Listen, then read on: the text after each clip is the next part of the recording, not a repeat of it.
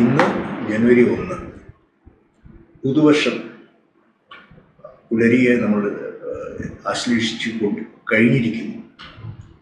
ആ new year ഈവൊക്കെ കഴിഞ്ഞ് നമ്മൾ ഇന്ന് ഒരു പുതുവർഷത്തിലാണ്.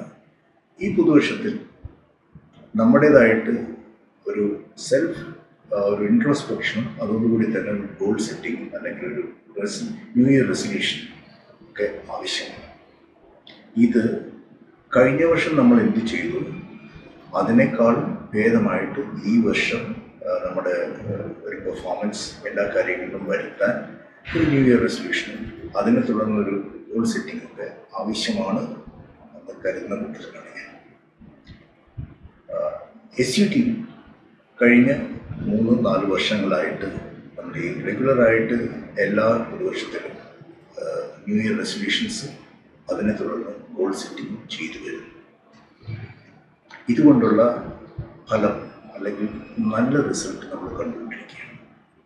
അതുകൊണ്ട് എല്ലാ തലത്തിലും എല്ലാ ജീവനക്കാരും സ്വയം ഒരു ആത്മപരിശോധന നടത്തുകയും അവരവർ എവിടെയാണ് വീക്ക് എന്ന് അവർക്ക് തോന്നുന്നോ അവിടെ അത് ഇംപ്രൂവ് ചെയ്യാൻ വേണ്ട ഒരു ന്യൂ ഇയർ റെസൊല്യൂഷനും ഗോൾ സെറ്റിങ്ങും ഒക്കെ നടത്തുന്നത് നന്നായിരിക്കും.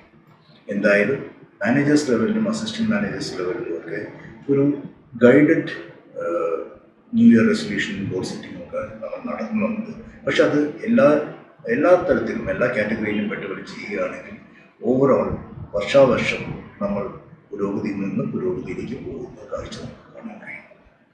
ഈ വർഷം നമ്മുടെ എല്ലാ ജീവനക്കാർക്കും എല്ലാ നന്മകളും ഉണ്ടാവട്ടെ എന്ന് ആശംസിക്കുന്നതോടൊപ്പം പ്രാർത്ഥിക്കുന്നതോടൊപ്പം നമ്മൾ സ്വയം കൂടുതൽ പര്യാപ്തത നേടണം എന്നുള്ളത് പറഞ്ഞു വയ്ക്കാൻ ഞാൻ ആഗ്രഹിക്കുന്നു.